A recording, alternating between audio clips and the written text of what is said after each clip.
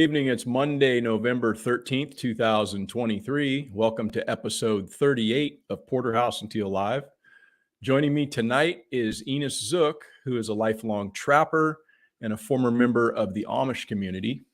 I got a chance to meet Enos and have a really good conversation a few weeks back in Kentucky. And tonight I thought we'd further that conversation. So welcome, Enos. Thanks for taking the time, man. Yeah, I appreciate you having me on.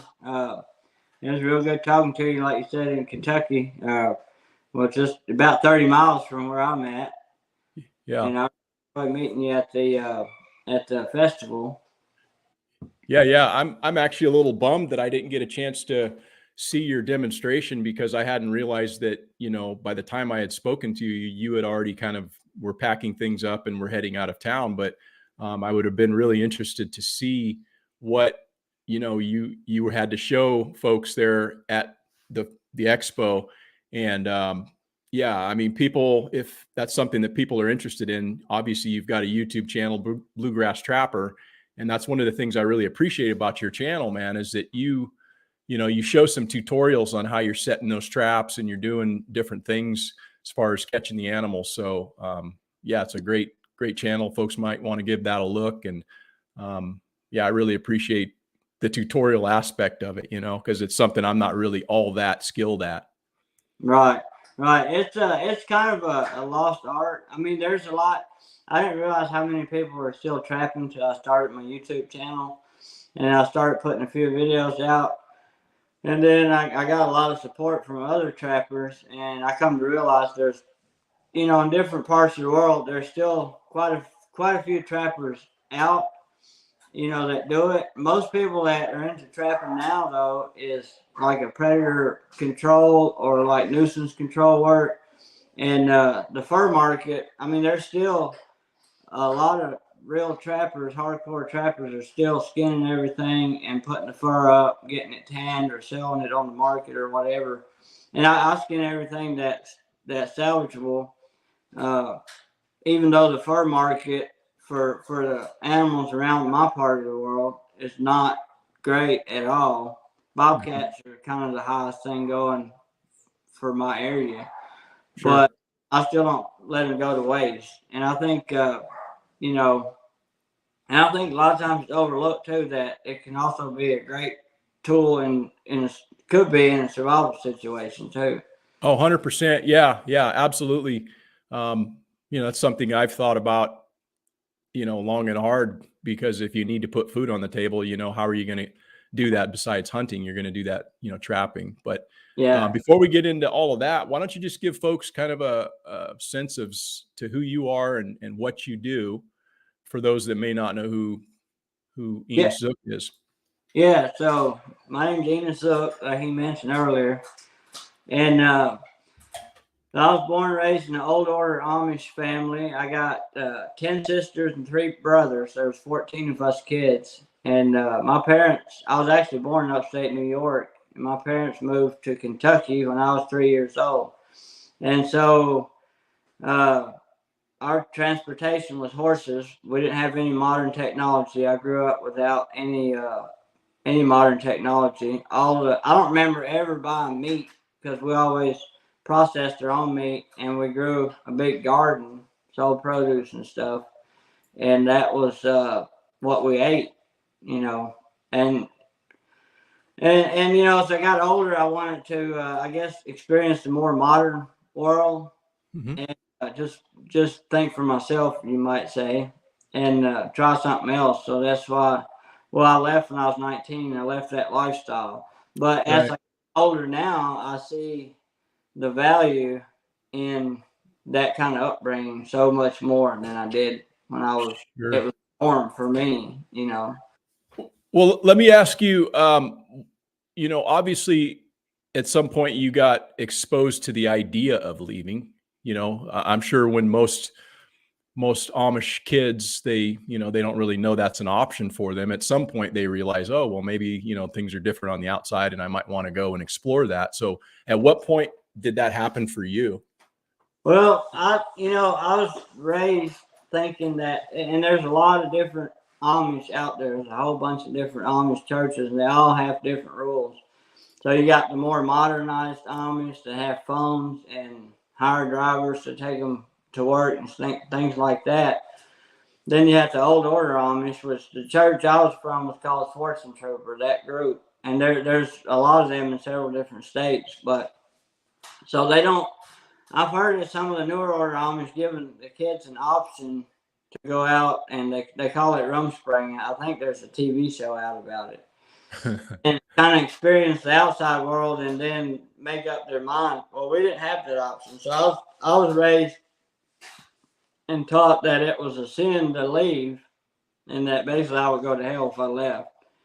But as I got older and, I had non-Amish friends and stuff, we sold produce. So we had a lot of, and we also had a sawmill. We done custom sawing. So we dealt with a lot of people that wasn't Amish. And I remember one time, the first time that I really thought about it, I always thought, it'd be cool to have a phone, or it'd be so cool if I could drive a truck, especially when it's cold and I'm going out there and horse and buggy and it's got snow on the ground and I'm getting all the, there's no protection. Yeah. No. One time I went with one of my neighbors to put corn out for turkeys, and turkey season was just around the corner. And he was like, I'll sit on the back of my pickup and scatter the corn out. You just drive up this hill or whatever. And I was like, I thought for a minute, I said, okay. So I hopped in there. And of course, I ain't never been on the driver's side of a vehicle. I was a teenager then. I give it gas and threw him off the back of the truck because, I didn't know what I was doing. Yeah. But if the Amish would have found out that I'd done that, they would have shunned me or kicked me out of church. Just for that, for driving a truck. Right. I guess as I got older, I started to realize that those are rules, man-made rules. And I don't believe that any of that stuff is wrong. It's just tools. I'm not worshiping a truck or worshiping any of the modern, technology. Like, I'm not putting any of that above God or whatever. And I guess the more and more I start realizing that it's more or less a rule instead of right. Like, I don't feel like any of this is a sin. Like, you can sin whether you're Amish, not Amish. It don't matter who you are. You can do right or wrong. Right. Did you speak with your siblings about that when you were leaving? Did you like, hey man, I'm thinking of leaving or whatever? Is that conversations you had with your siblings? I mean, probably. No, What's that? I told anybody that they would try to talk me out of it, for sure. And I didn't know how any of them felt about it. So I was scared to say anything about that. So I just left a note on the barn door. And one morning I got up to do chores and I left a note on the barn. Basically, I ran away from home. And so, I knew that if I didn't come in for breakfast, somebody would come look for me and find the note. So that's how it went. And then I kind of headed out. I talked to some non-Amish friend and had a place to go. They was going to let me stay in their barn. Actually, I slept in the barn for a couple weeks. And so I stayed in their barn for a while, at least I had a roof over my head.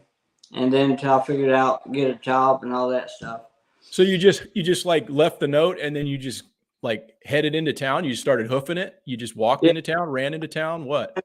The woods, our farm was 105 acres, but it's pretty long, probably half a mile. So I went back and there was like a little trail that we used to drive the horse and buggy to take shortcuts. So I went back through the pasture, through the woods, and come out on another road and across the field. It's probably about 3 miles where I went.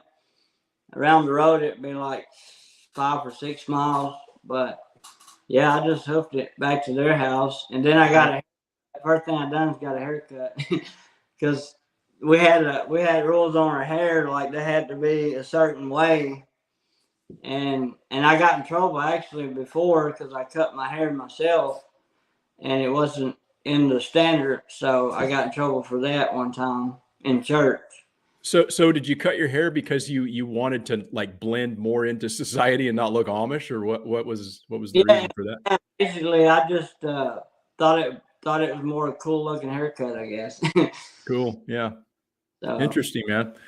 Is there like an underground network per se? I think that there's folks that are like out there that kind of help the Amish when those that decide they want to leave the community kind of get established and all of that. Because from my understanding, people that are Amish, they don't have any of the legal documentation, no social security number, no nothing.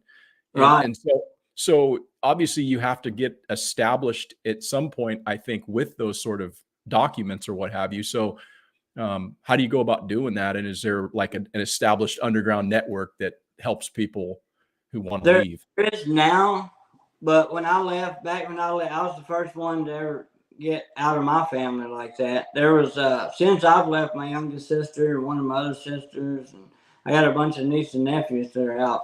But back then, there really wasn't. So I didn't have any documents basically saying who I was. And Mm, you know how it is. You can't do anything without a social security number or a driver's license or an ID. right. And Yeah. so I was wanting to get my driver's license, but I go up there to do that or to get an ID, and they're like, "Well, what's your social security number?" Well, I don't have it. So first I had to start by getting a birth certificate, and then that took me a while.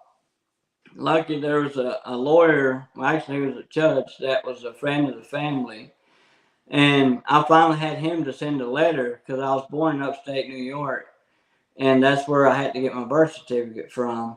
And he finally, because they wasn't believing me, I guess, who I was, or they needed some kind of proof that I am who I say I am. Yeah. I guess he convinced them, and I finally got my birth certificate, and that got the ball rolling. But it was like it was over a year before I could get my social security number and stuff. Huh. Yeah, it actually kind of sucks that we actually need that sort of stuff just to function in society. I don't like the fact that we have to have all this documentation and all this stuff. I mean, I don't really think we should have to have that, but it's just a matter of fact of modern society. Right. And it's an expectation that a lot of us have to just comply with. And it sucks. I don't dig it, but it is what it is. Yeah. And it's like the government's got to know, you know, without that, they really wouldn't be no ties to the government or whatever. They couldn't look you up or whatever. I mean, good points of it, like if somebody does something bad, there's a way to track them down, Yeah. but Yeah, you alluded to this kind of already, and you said that there was things about the Amish community that you realize now that are things that are of so much value. Let me yeah, ask you this: what do you miss the most about being Amish? What do you miss the most about your upbringing? I think mostly it's the simple life, like raising all our own stuff and processing our own meat. One, it was a lot healthier, I think, than what it is buying at the store.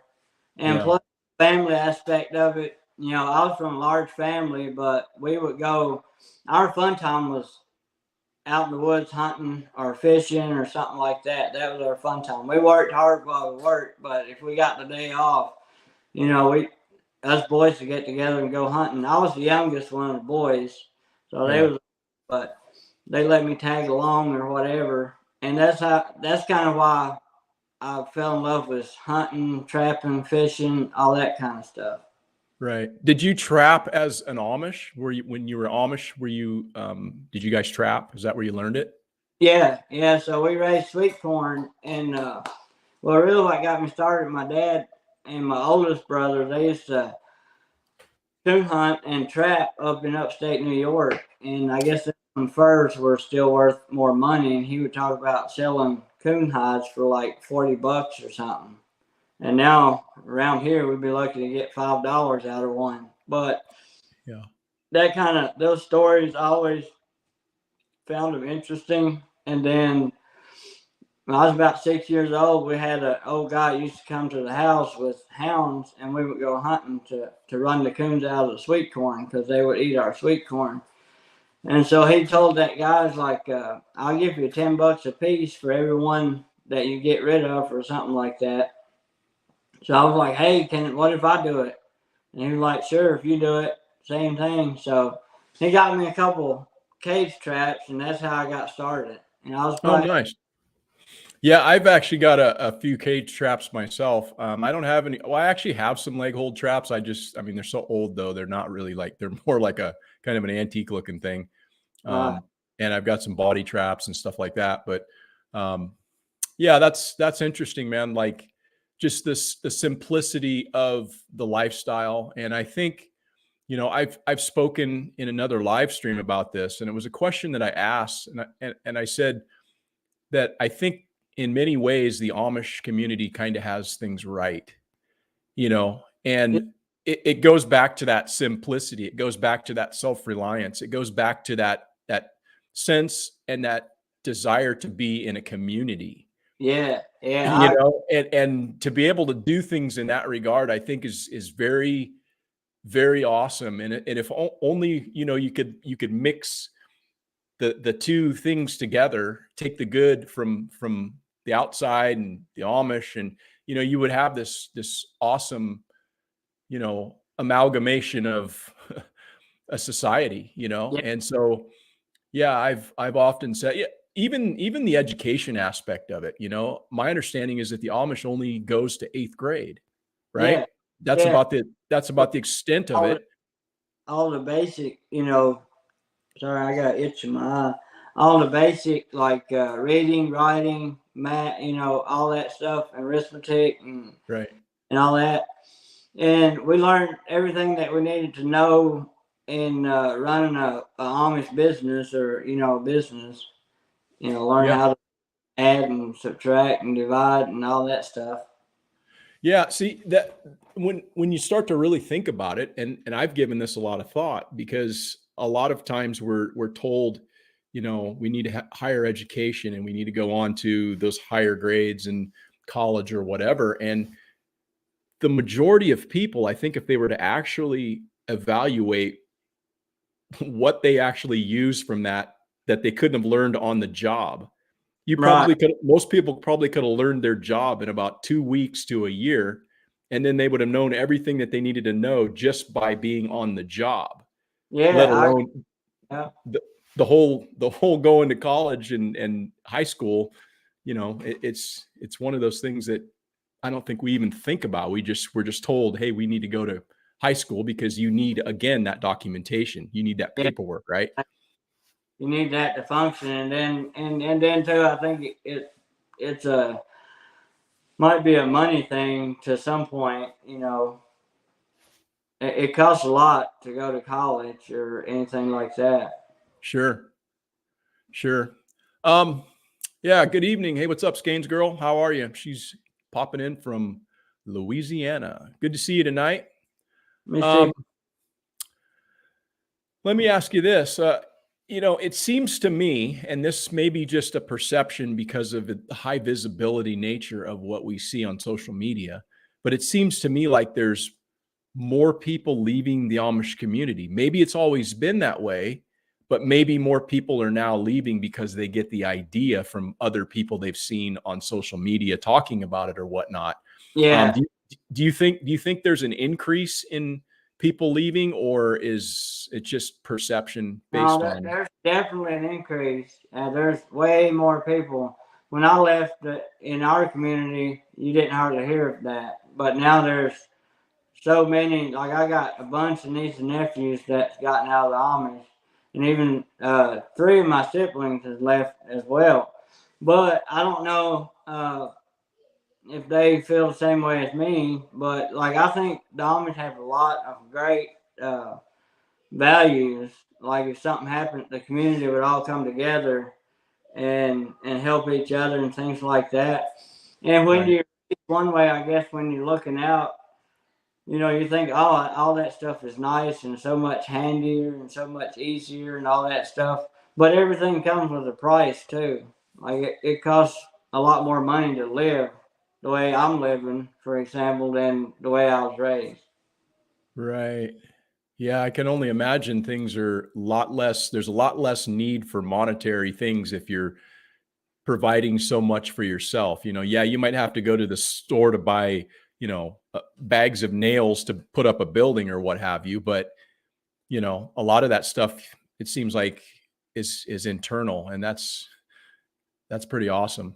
Yeah, we even we used to buy flour and cornmeal and sugar, and and that's some of the stuff we could have got ourselves too. I remember when we did make our own cornmeal one year. Because Dad had this old antique stone grinder mill that he found somewhere and put it together, and we made our own cornmeal. But everything, that's pretty much all we bought at the store. Everything else pretty much we raised it. Right. Hey, so when somebody leaves the Amish, typically they are shunned from the family, as I understand it. So maybe can you explain what that is? What is shunning? So whenever, if you, the way it was where I was from, and I know different churches have different rules, but if you leave the Amish or leave that church, even to go to another Amish church or whatever, if you leave that church, you was already a member of the church. So when they shun you, your family is basically supposed to disown you. They're not supposed to have any. They're not supposed to take money from you. They're not supposed to give you money. They're not supposed to eat at the same table. Just completely disown you.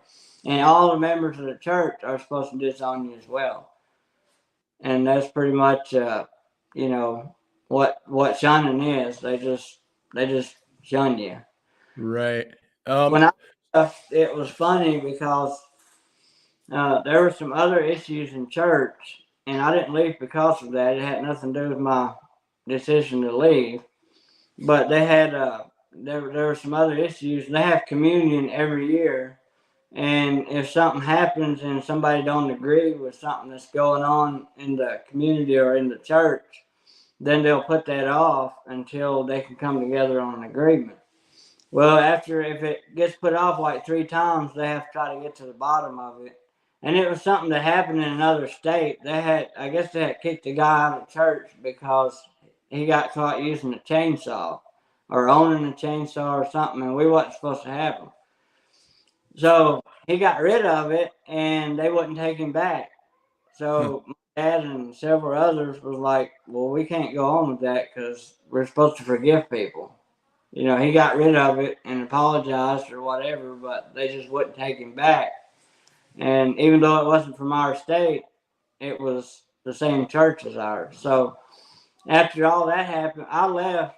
And about 2 weeks after I left, the bishop in our church had cut off ties with the other ones.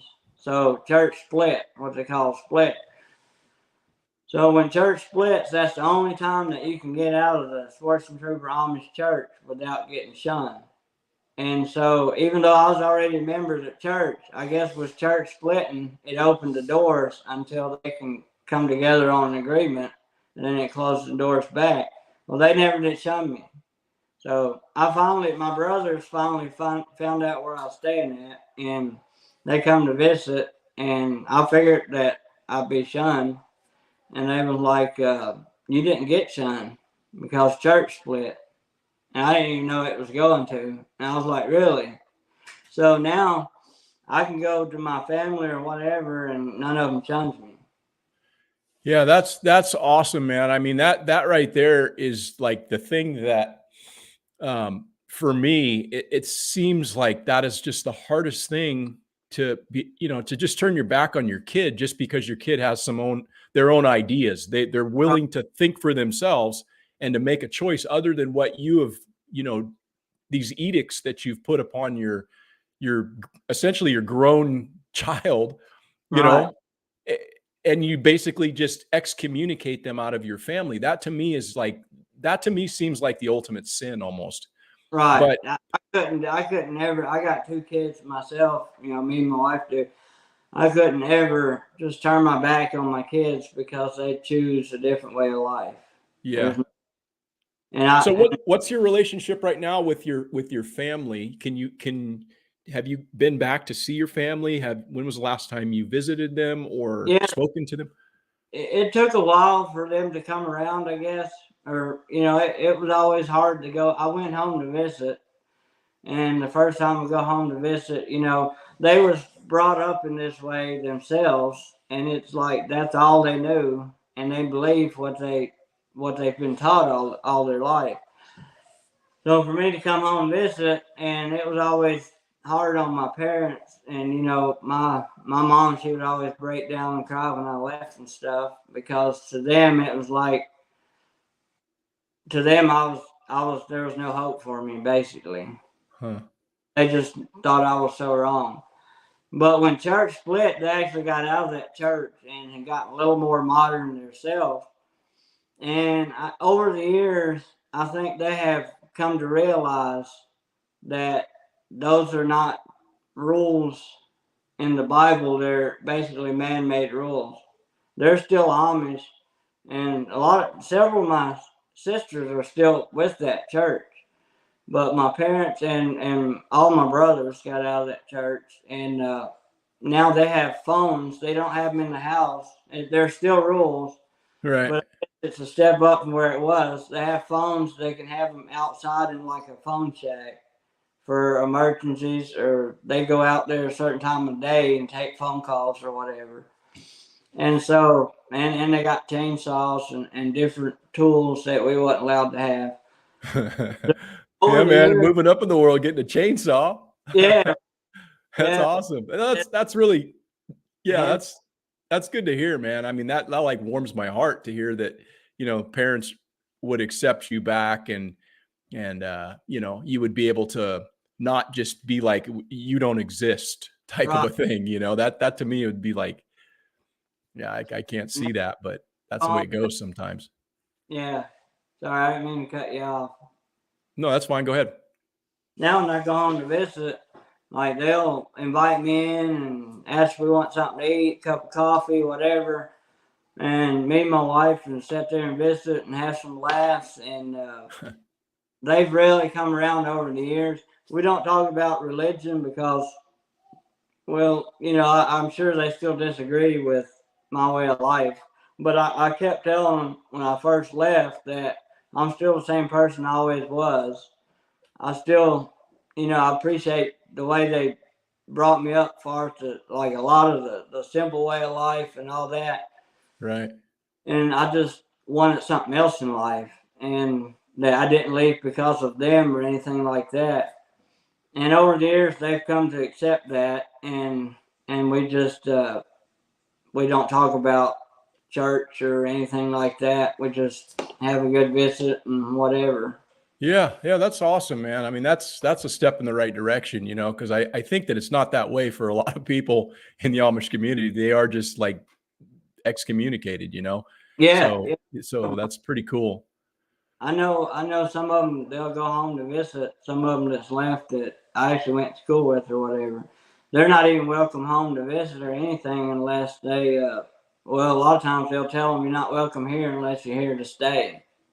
And a Right. lot of times, I think that's hard on the parents too, but they'll get in trouble by the church if they find out that they allowed their kid home to visit and didn't shun them.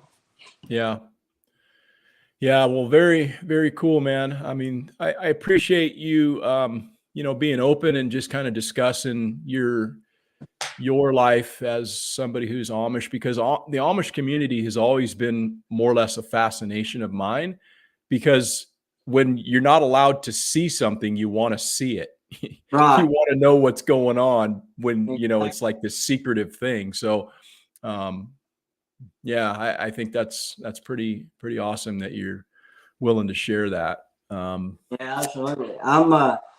There's a guy on YouTube. His name's Eli Yoder, and he left the Amish, and they've got like safe houses and stuff like that where they help people leave the Amish. And you was Yeah, asking earlier if there's some kind of thing to kind of like rescue or help those that leave to get started in life. So he does all that. But I think he had a different experience growing up than I did, because in his family, I guess there was a lot of abuse and things like that. And so it's interesting. I listen to him on YouTube all the time. Mm-hmm. Uh, but he helps people leave the Amish, you know, if Yeah, I'll they want. check that guy out. Eli Yoder. Yeah, yeah, He's on YouTube. yeah. And Probably TikTok. on. Yeah, he's probably on the other channels as well. Is he in the same kind of a old order as what you were in? He was in a different church. He wasn't part of the Swartzen Trooper Amish, but it was something real similar. And it actually sounds like, in some ways, they were stricter than the church I was from. Right. But Huh. then other things, they had more, like they had better lights on their buggies. We could only use the lanterns and hang them on the outside of the buggies, like at nighttime. And I think they had like reflectors and some kind of battery lights on their Oh, buggies. you guys were old school, man. You had like like lanterns instead of Yeah, like the in a box so they wouldn't blow out from the wind, like when you're going down the road. right. Really didn't provide any light, very little light for the driver or the person in the buggy. It Right. was mainly there so that cars could see you, not run over you. Yeah. And you guys were from Kentucky. You started in New York, but you wound up your Yeah, family moved you to Kentucky. yeah, Yeah. yeah. My parents moved down here when I was 3 years old, and I was raised here.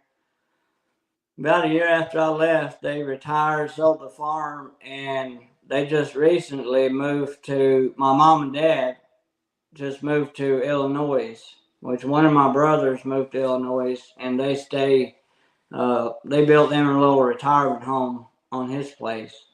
See, that's so cool, man. I actually have looked into trying to learn a little bit about the Amish over the years, and that's one of the things that I gleaned from that was that, you know, the parents wind up kind of taking a back seat as the siblings kind of grow up and wind up running more of the farm. As they get older, they move to a smaller, you know, like residence on the property, and then Yeah, the kids take over the big house or whatever. And I just think that's so cool, because how cool is that for an older person to not have to be in a rest home, or you know no, yeah, live no, out their final days not where they want to be, so I think those sort of things are super special about the community. So yeah, yeah, I do that's the way too. it was with you guys as well. Yeah, yeah, we that's so my brother Sam, they'll help take care of, kind of oversee mom and dad in their older age, and was they're 80 or 78 years old, so they Huh. pretty much quit working. They might grow a little garden or something, but they don't have to worry about anything because Sam and his family will, provide for anything they need. Yeah, yeah, very cool, man. I appreciate the insight. I wanted to switch gears though, and maybe we'll talk a little bit more about trapping, because you've got that YouTube channel, and you're almost to 10,000 subs, man. Maybe we can get you a few more subs. That'd be cool if some of the folks that listen to this That'd go be onto your channel and see what you're all about, and maybe subscribe to your channel, because like I say, I think you provide some very valuable and useful information for people. And, on this channel, we talk a lot about self-reliance. We talk about prepping. We talk about homesteading. But trapping is one of those things that has applications in all of those areas, but yet it's so often overlooked as something that even anybody says like, hey, I want to learn how to do. right, right. And the reason why it's so important is because, yes, you can go out and you can hunt in the daytime, but most of the animals you're hunting are nocturnal in nature, and they're out when you're sleeping. That's when they wake up and they're moving about. So Yeah, from the standpoint of predator control, or the standpoint of putting food on your table, it's like just a super valuable skill. I trap a few things around here, um, but I can't trap like you can trap in the state you live. yeah. They don't allow leg hold traps here in California. That's what I thought. Somebody had. I've been told that California outlawed the leg hold traps. They did. Yeah, it's kind of lame. I mean, we can hunt coyotes, we can shoot them up like nobody's business, all times of the year. You don't even have to have a season. You just have to have a license or whatever. But yeah, they don't like trapping. So that's kind of unfortunate, because I would actually like to do some trapping on my property here. But that's something you get an opportunity to do. Yeah. And it's a pretty unique skill to have. So how old exactly were you again when you started trapping? I'd say I was right at 6 years old, and Okay. I remember we had some old leg hold traps, which I didn't know anything about them. My dad and older brother did, and I would always ask them questions about it. But I had a cage trap, and I was barely big enough to lift it and put it on a. We had a little red wagon that I pulled around everywhere, and I would put that trap on top of that wagon with a raccoon or something in it, and I would walk probably a mile or more sometimes, and there's plenty of raccoon stuff around the house. But I would go hunting with this guy, and we'd find sign, way off somewhere. And I remember where it was at, and I'd take that trap and walk. I'd be going out, and, they don't tell how many good lunches or dinners I missed because I was out in the woods somewhere setting a trap or something. Mm-hmm. Uh, And now, my 6-year-old wandered off by himself. I'd be worried to death, but uh, that's what the way I grew up. They knew I was okay. I'll be back. So um, that's how I learned it, and just went up from there and tried to catch bigger stuff and bigger stuff. And finally, I got into predator, more like, well, raccoon's predator too, but like bobcats, coyotes, and I started with the footholds and just kept progressing. And then skinning, I caught the first raccoon. I skinned him myself, and I know I wasn't over 6, 7 years old. So, that's something you don't really see kids doing nowadays. Yeah, was the coon the first animal you caught? Yeah, yeah, Trapped? Yeah. yeah. I've caught countless amount of possums, squirrels, rabbits, skunks, probably every animal that we have around here that you can trap. Yeah. Um, what do you normally, what do you like, what's the average amount that you would catch in a year at this time in your life right now? Like, what do you annually catch Well, when you I trap? usually, with my work and everything, it's hard for me to really go full on trapping all the time. But with no more traps than I run at one time, I usually wind up with around 100 critters or so per season. I do want to get in. I may eventually want to get into nuisance control to where I do it year round. But last year I caught 30 coyotes, 7 bobcats, and a bunch of raccoons and possums. And what I've noticed too over the years, with no more trappers, there's hardly any trappers around. You're lucky if you meet another trapper here in Scottsville, in town that's close to here. There's just nobody around that does it.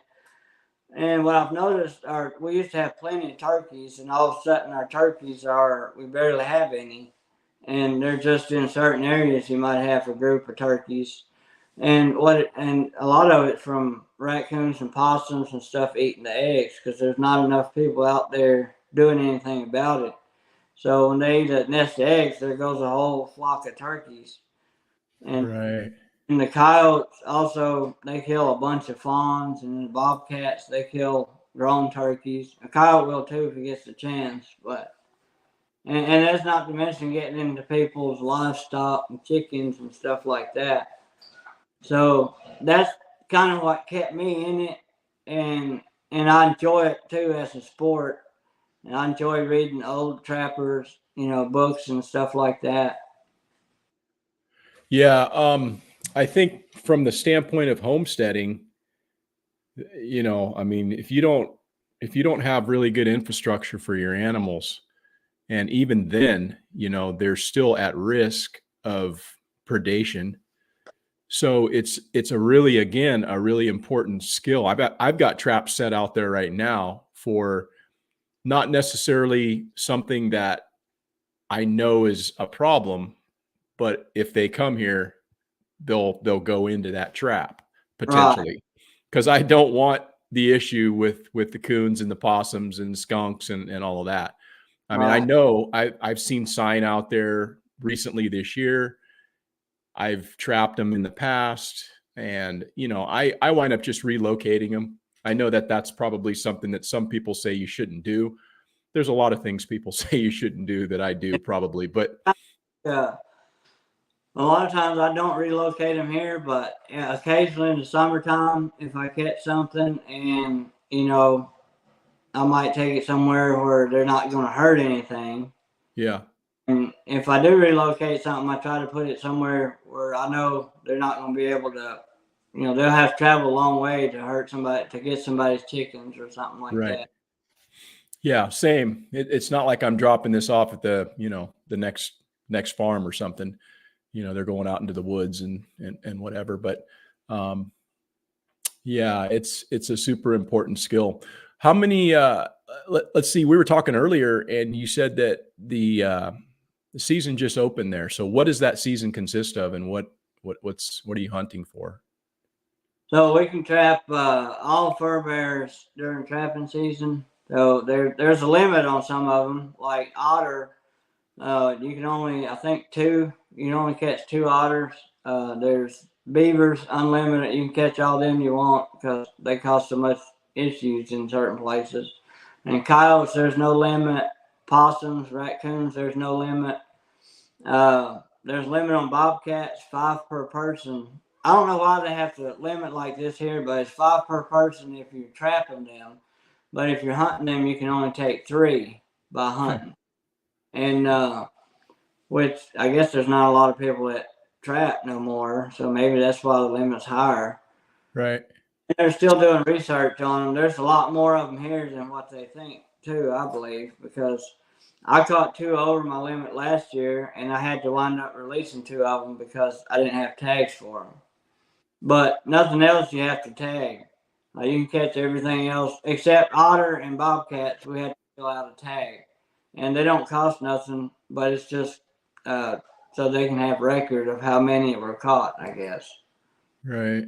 So are you getting contacted by ranchers that need help with predation, predator control, or how do you access the land to go and do your trapping? Public Yeah, land? most of all my trapping land that I trap on now is private land. We have public land we can trap, but you have to get permission from the biologist or let them know you're there, basically. But anyway, the most of all the private land that I trap on is from farmers that have either reached out to me or I trap nearby and asked them, "Hey, I'm catching coyotes in the area. Do you mind if I catch some on your place or whatever?" I do get calls from farmers and want me to catch. Mostly, one of our big things here is coyotes because there's a couple farmers down the road that's lost small dogs to coyotes because they just get, if nobody's thinning them out, they just get too overpopulated and they'll wind up, they'll take a pet if they get a chance.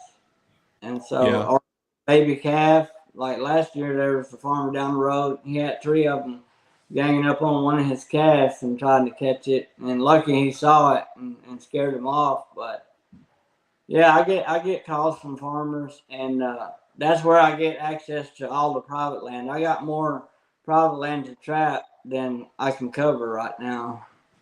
Yeah.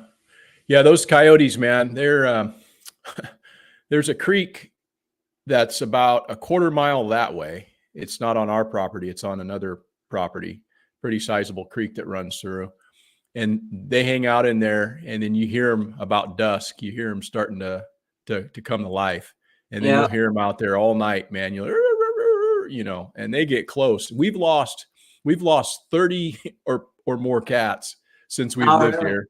Yeah, we've lost, and that could be other kinds of predators too, getting those cats. But I think it's primarily the raccoons, or excuse me, the coyotes the cats will venture out a little bit too far at night or whatever, and they'll get snapped up. Yeah, And that's a cat. yeah, yeah, and I mean,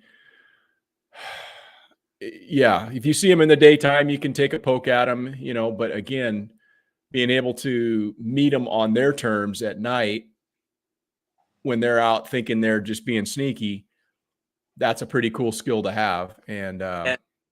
There's people around here that hunt them, and they now have a night season, certain time of year that you can hunt them with at nighttime with like infrared or night vision or something like that.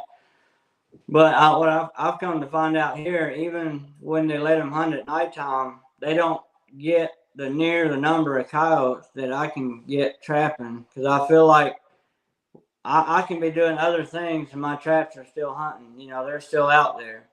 yeah, And same way, if you was doing that for food, you could set traps and go and do other things, and then go check them and get them while you're not there.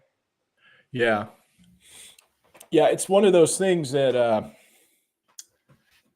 is a super valuable skill to have. And I think people, if things ever go kind of sideways where it's harder to come into some protein, and there's more people that are actually out there trying to feed themselves, that's going to be one of those skills again that you might want to have a little bit of knowledge on. You don't want to have to just call a guy like you and say, "Hey man, could you come trap something?" Because you're going to be Yeah, busy yourself. yeah. People are going to want to know that. In fact, I think I remember during the I think it was World War II, when they had the Depression and all of that, there was like eventually there was a shortage on squirrels because people were trapping those squirrels. They were taking rat traps and baiting them with peanut butter and nailing them to a tree. And they were snapping up all the tree squirrels and whatever else would go in there. And people were trying to feed themselves. So Right. yeah, it's again one of those things you might And want to know how to do. if you get good at it, learn how to do it, you can also tan the hides and make stuff out of that. Or you could use it to barter, like you can use the meat. Maybe you could trade for something else, or the hides. The furs. I got some hats back here that I tanned myself, and then I got that one coyote. I'll grab it real quick. Uh-huh. This one right here is a odd color for around here anyway. We don't have many of them that are like this red. Almost looks like a fox. I don't know if you can see that or not. Yeah, that's beautiful. But it's a unique color. So I had it tanned, and it's a piece of leather at this point, and you could make clothes out of it, different things. Yeah. So once you learn how to do that, and well, I guess in a survival, if I tan, I use like a solution that I buy. I call it the orange bottle. I can't remember the name of it, but it works pretty great. But if you learn how to tan, say brain tan, each animal has got enough brains to tan their own hide. So you could do that even if you couldn't get a hold of something like a solution to tan them in. Right. Trapping is one of those things it's really old as mankind itself, because people have been trapping animals as long as there's been people, and they've been consuming those animals for nutrition and then using the fur and the animal skin for protection against the elements since the beginning of time. Yeah. So why do you think there's been such a demonization of the fur industry? What's your Yeah. thoughts on that? A lot of that is people. Well, there's a lot of antis out there, I guess, what I call them, that are against, and they portray trapping like it's just the cruelest, so cruel, and that's what they use against trappers, to try to stop the people from trapping, especially with footholds and snares and stuff like that. Mm-hmm. But like the traps I use, so they think that they act like it's going to break the animal's legs and do all this harm to them. Most of the animals I catch are just helped by that trap. I've stuck my hand in them many times just to show people that all they do is is contained and hold. Yeah, you feel some pressure. It's not that comfortable. But I think after just a little bit being in there, like their foot might go numb or something. But I like coyotes, I never had, most time there's not even uh, any hide torn or anything. And part of that's where the traps have got more modern too. The traps I use got a wide cast jaw. I got one right here versus the old trap. So here's the older trap, and you can see how thin that metal is right there. Yeah. So I'm sure that hurt more on the animal. But then you got the traps that I use nowadays. They have a real wide, it's a cast jaw, and it's about a good 1/4 inch thick in there. But when it never breaks legs or anything like that, like they act like it does. It just holds it. Yeah. I think, I asked you that question just because I was wanting to get your thoughts on it. And I've given that some thought myself, because that's something that was like, that's been around a long time, man. They've been demonizing fur since like the 70s.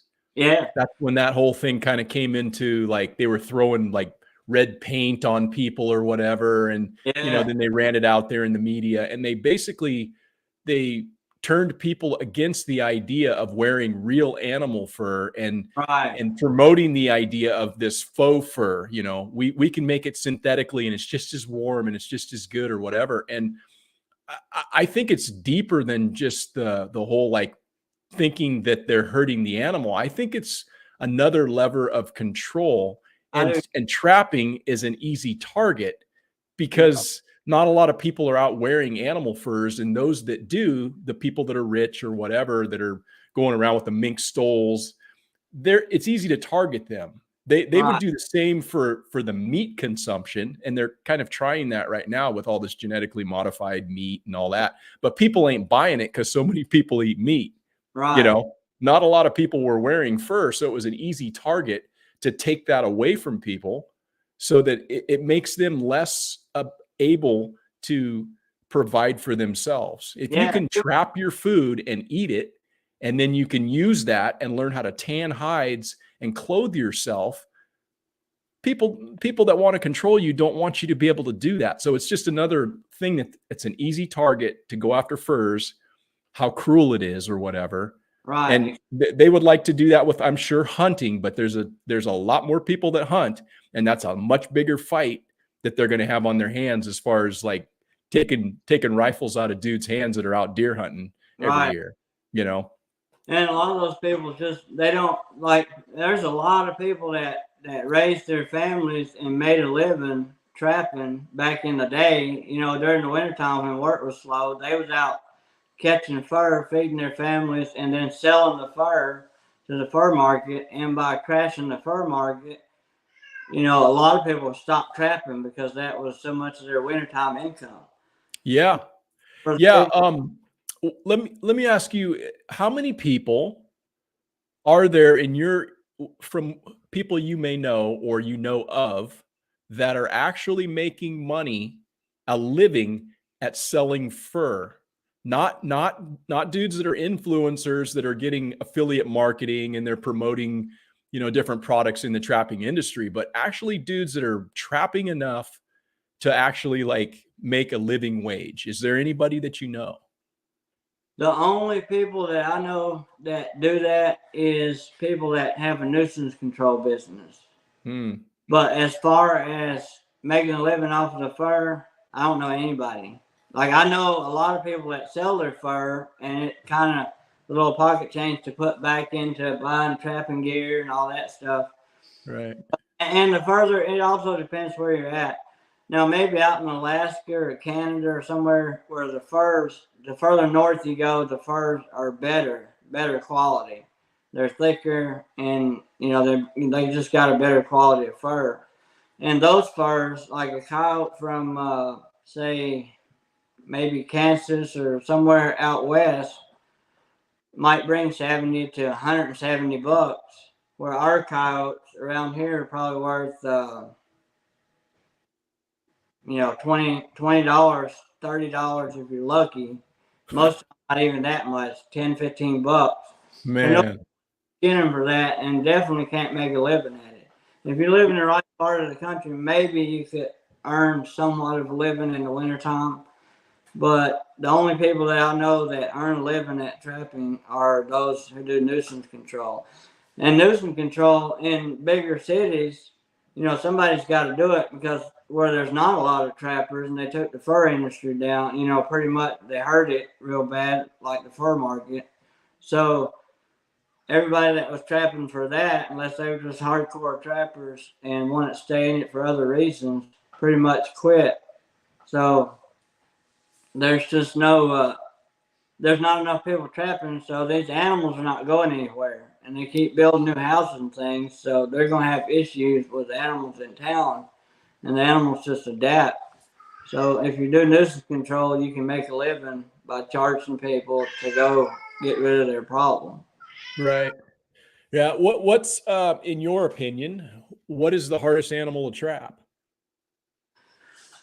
I'd say around here, the smartest, well, I don't know about smartest, but the hardest animal will probably be a coyote around here. I've heard wolf, I've never trapped a wolf, but I've heard wolf trappers say that coyotes are more suspicious and harder to trap than a wolf. Mm-hmm. I can't say that myself because we don't have wolves here, but coyotes are always, they're always thinking that somebody's out to get them. Which I guess in my Imagine that. but, Yeah, imagine that. Um, right, have you ever set up have you ever done a set and then put up a camera? That would be super interesting. I got to get me some good cameras. I have a camera over set right now that I put up today, but I've been having issues out of that camera going off by itself for no reason, just Yeah. quitting. And I've turned it back on. So I got to get me some new cameras. I always want to do that because I think it'd be great footage. Yeah, well, it'd be great footage, but it also accelerates the learning process too, man. Because Right. you're watching that animal like work your hole and work your set, and it's like, oh, he's doing that, you know. Right. So it would be super cool to like have an actual camera that would would uh would take some video Yeah, for you. go do that. And if you and I'm constantly learning, and I just mainly learn by sign.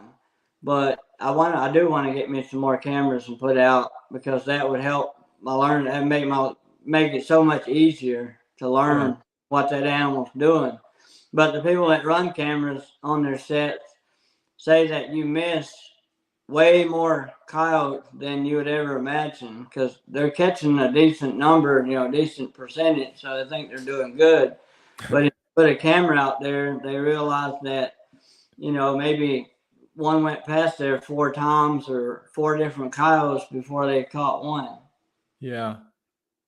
Yeah, it's very cool, man. I like watching. I watched one of your videos where you were making your wax sand. You know, that's a pretty extensive, like time-consuming process. But that's in your estimation, is that something that's pretty necessary for you to like have? Well, it depends where you're at again. You know, if you don't have a lot of freeze and thaw conditions, you wouldn't need it.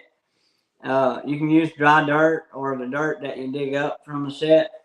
But when it starts freezing, you can use that wax sand, or if you get a lot of rain or snow, and that wax sand won't absorb any water, it'll just roll off of it.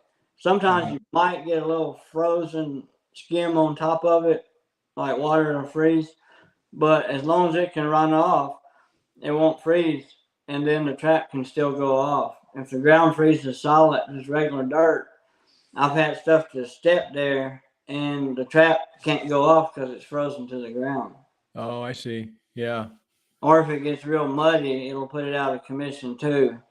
It's just a muddy, and you can put that white sand in there and it'll keep it dry. yeah. So you use snares, you use leg hold traps, you use cage traps. What other kind of traps do you use? That's pretty much it. Snares. Well, I do have some body grip traps, and I mainly use those in water for beaver.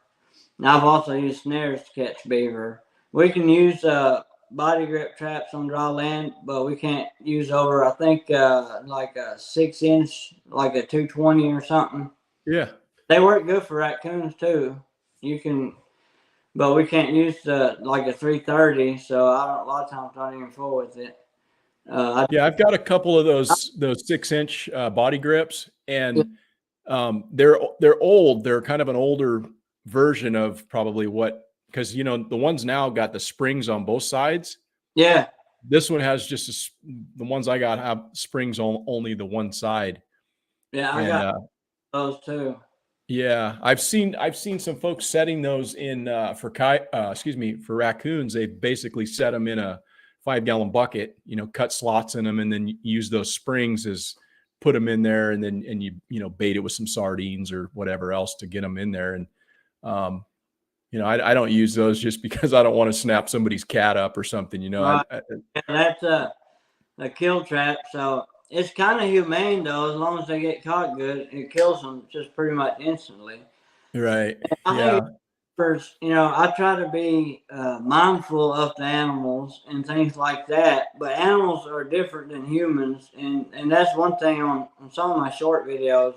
I get a lot of hate on them, because the short ones get pushed out more. And I got one that's got a couple million views, and then, I mean, you should read the comments. It's just crazy what some of the people just have absolutely no clue what I'm doing out there. And they just think that I'm out there tormenting the animals. But I try as humane as possible. I go up, dispatch them, when I get there and stuff like that.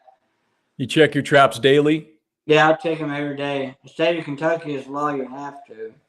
But even if it wasn't, I would check them every day. Yeah. For one, nothing's going to have to sit out there for a long time. I've had people act like animals get caught in my traps and then they pretty much starve. Well, that's not the case. Like I say, I check them every day, so they're not going to sit out there for days on end until they starve to death or nothing like that. Right. How do you deal with the haters on YouTube?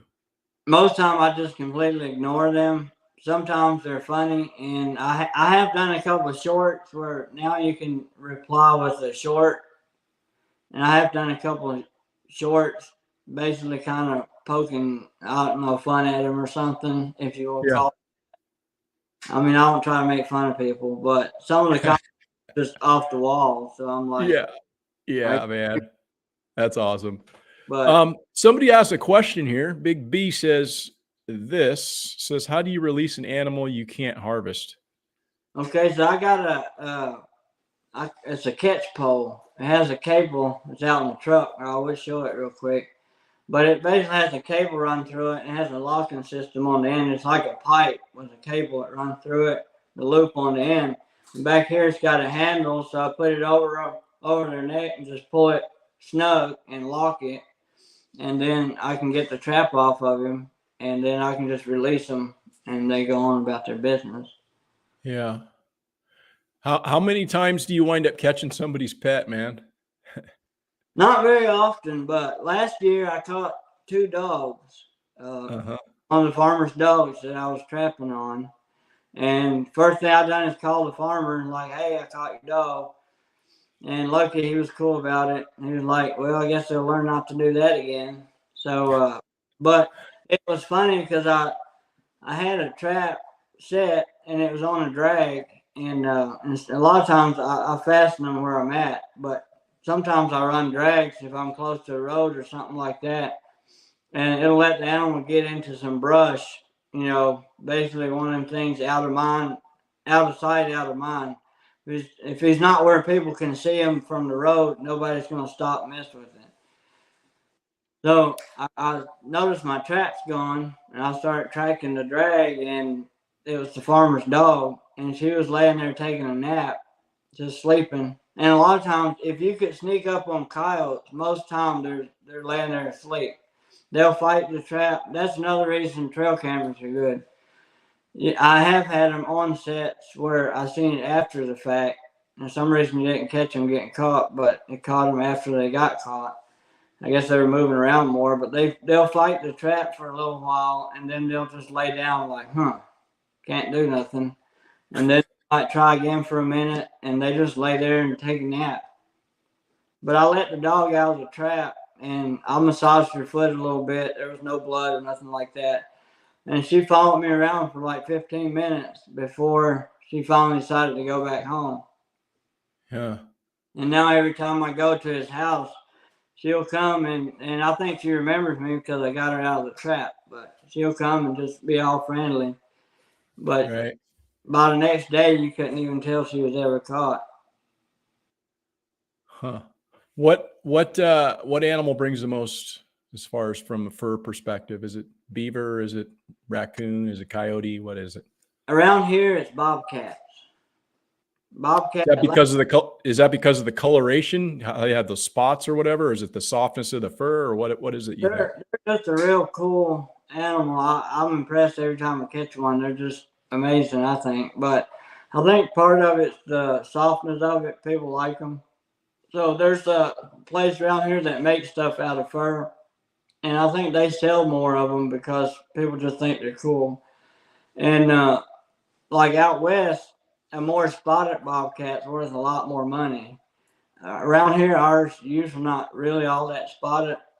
If you have one that's got a white belly with distinct black spots all through it, those are worth a little bit more. So I guess the spot, the coloration has to do with it. Right. And for a while, there was a market, I think it was from Russia, and they were paying big money for our cats. Last year, I could have sold all my bobcats for like $60 a piece, which is not bad for our cats. Huh. It seems like if you could ship that stuff to another country, they would probably like be all about it because, here in United States, it's kind of like we talked about, it's taboo. You wouldn't want to like, oh, I'm wearing a, whatever. But it seems like in other countries, they would like just eat that stuff up, as far as from an animal fur perspective. It seems like if you could ship it elsewhere. Yeah, it's basically a high-end clothing, or it used to be. I guess it was kind of a luxury item in a way, but a lot of other people, a lot of people used it because that's all they had. Yeah. But I guess as time went on, it became more of a luxury thing. What's your favorite piece of clothing you've got?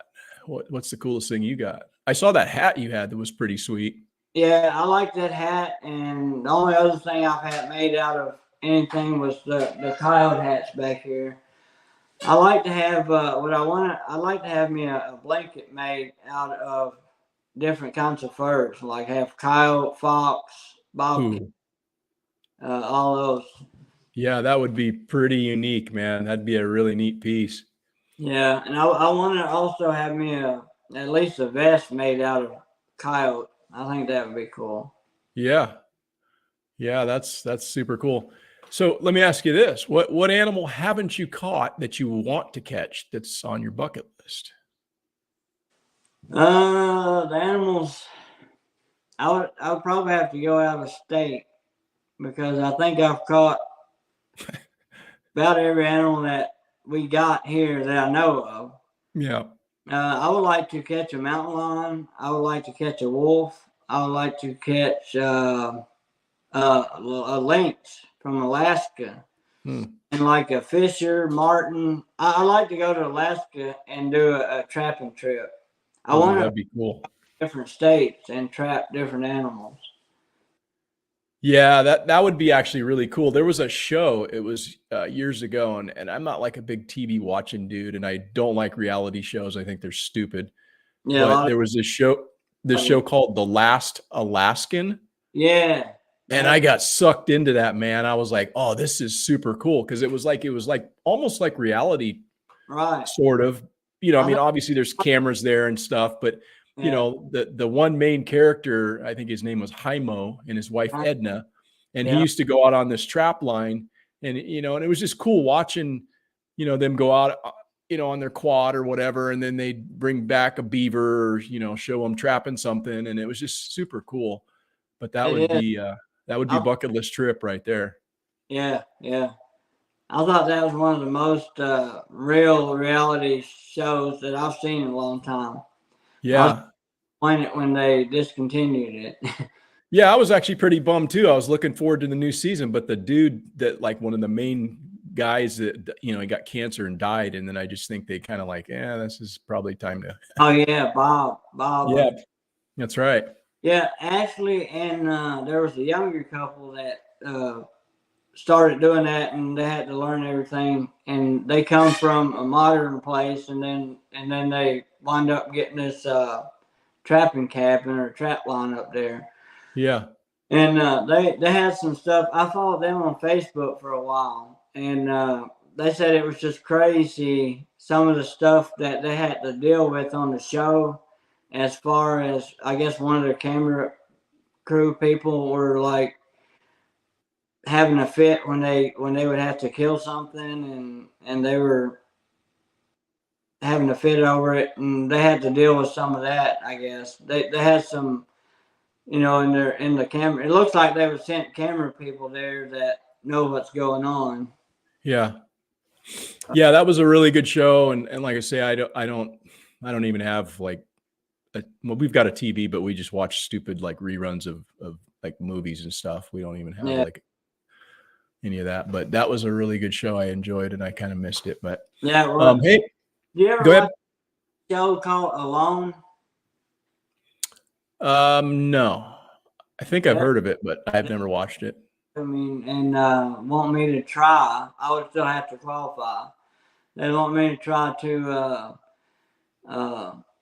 be in the next season, and I don't know for sure. I don't want to say whether I'm going to do it or not yet. But basically, they take 10 people and they drop them off, and the last one out is wins.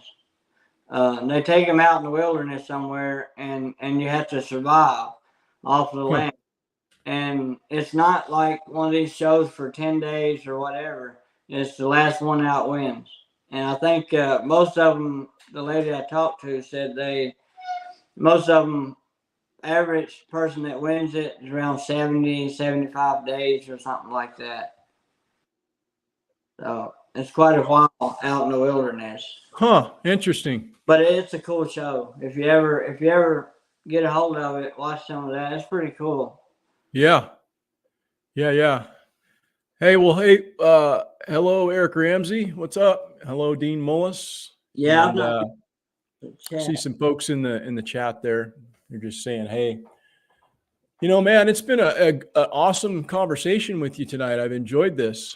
Getting a chance to learn a little bit more about your background and talk a little bit about the Amish and talk about trapping, all the things that I kind of like, have an interest in. So hopefully folks listening to this will find it interesting to them, and they'll find some, value in what we were talking about tonight. Yeah. Is there anything you'd like to kind of add and leave folks with as far as like, just some thoughts or words of wisdom you'd like to leave folks with at all? Just that, well, to me, I think trapping is really important, and not only for to keep things from overpopulating. It does help if the more people you get out there trapping.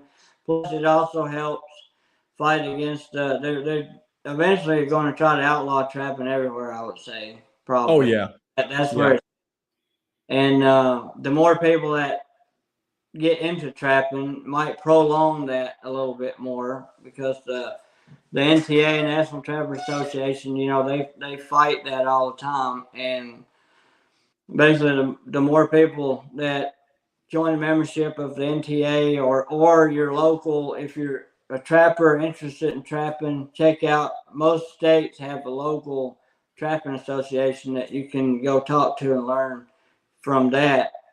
And as far as my YouTube channel, I like to, this year, the video I'm working on right now, when I done the trapping class, I was talking about, I was showing people how to set a trap, how to bed it correctly, and how to bait it and all that. But one thing that you can't really show somebody from inside a building is locations, because I had some new people that were really interested in trapping that, you know, never set a trap. But they was like, now we know how to set a trap, but where do we set it to catch the animals? And, you know, you can tell people, look for sign, needs to be on sign and all that. So this year, out there on the trap line, I'm trying to make it a point to show my locations and why I set those locations.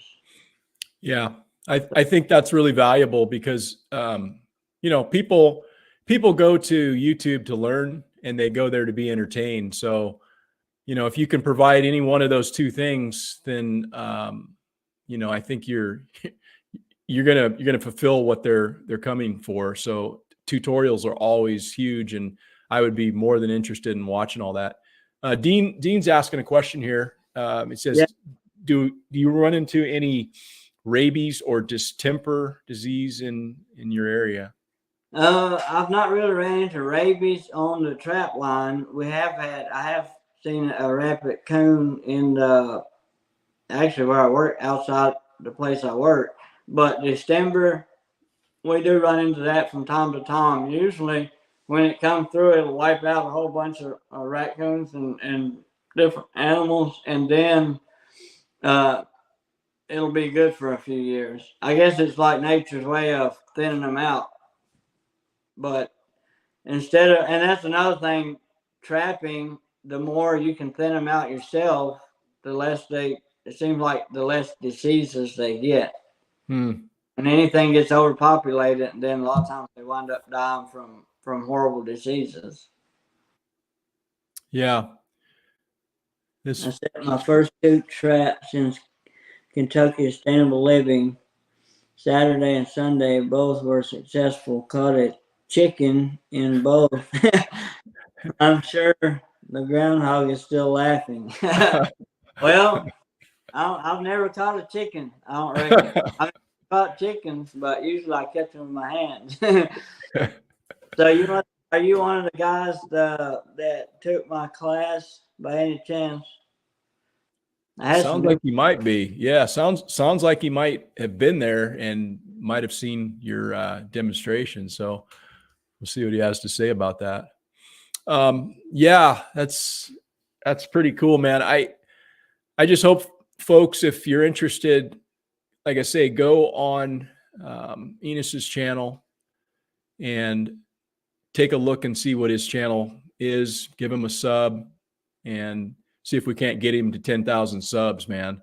You're pretty close to that. Hey, I appreciate that. And when did you start your channel? How long you been doing the channel? I've been doing I think this will be the 3rd trapping season. The third winter, I guess, that I started. The first trapping season, I didn't start it till late trapping. It's about probably December or January. So about 3 years. If you look at my YouTube channel, it says my channel has been established since 2016, but I never uploaded nothing. I think my oldest videos, they still say 2 years old. So it's not, it's under 3. Yeah, right on, man. We'll just keep putting out good content, and you know, people will flock to your channel because people, they want to learn things. And you know, if you can teach them something about an old skill that's kind of one of those skills that's dying, and you know, thanks to you and people like you who have, you know, decided to keep it alive and, you know, preserve that heritage, because that's really kind of what it is. It's something that's been targeted and, you know, is under like threat of, like you said, being someday outlawed. So the more people we get interested in this sort of thing, and the more people that have an understanding of what it is and, you know, how it can benefit them, I think they'll be, you know, interested in what you're showing them. So yeah, he said he took your class, and it was a live trap that he put up. Okay. Yeah. A lot of people call them live traps, which they are. Foothold technically is too, but I know what you mean though. Yeah. But yeah. Well, cool. I think we're gonna probably wrap it up here tonight, Enos. again, it's been great having you on, man. Yeah, I've really enjoyed talking to you, and I really appreciate what you do as well, as far as also keeping the heritage alive. You know, keeping the simple life. I think if a lot more people went back to homesteading, things like that, we'd all be better off. Just, you know, it's so much. It's a good quality. You know where your stuff comes from and all that stuff. Yeah. Yeah. I think as things transition in society, you know, we're kind of watching it in real time. I think you're going to see a lot more people making that decision because, you know, it's pretty apparent that those that are running things aren't really having our best interest in mind. So I think Exactly. preserving these sort of things are super important. And I think there's going to be a lot more people coming around to that way of thinking. So Yeah. Yeah, I think so too. It's like I don't know. I heard an old timer say one time that everything goes in big cycles, and which I don't know if that's true or not, but it would be kind of cool to see. Which I'm sure there would have to be some kind of. I don't want no disaster, nothing like that to happen, which is probably what it would come to. But it'd be cool to see more and more people going back to the simple way of life, and I just think it'd be cool. I guess part of the reason is because I grew up like that, but yeah. Yeah. this processed meat and this stuff, some of the stuff you buy, it's just you don't know what you're getting. Yeah. Yeah. You're speaking the truth, man. So again, thanks for coming on. We could continue to talk for a long time, but I don't want to take too much more of your time, and I still have to eat dinner. So Oh I'm yeah, getting kind of hungry. I'm talking after you. Yeah, man. So, hey, for those that were in the chat tonight and in tonight's broadcast, thanks for chiming in and adding to the conversation. You know, and just remember, if you guys want to hold on to anything, just try to go out and be better tomorrow than you were today. And remember, homesteading's not harmful content. Thanks, guys. All right.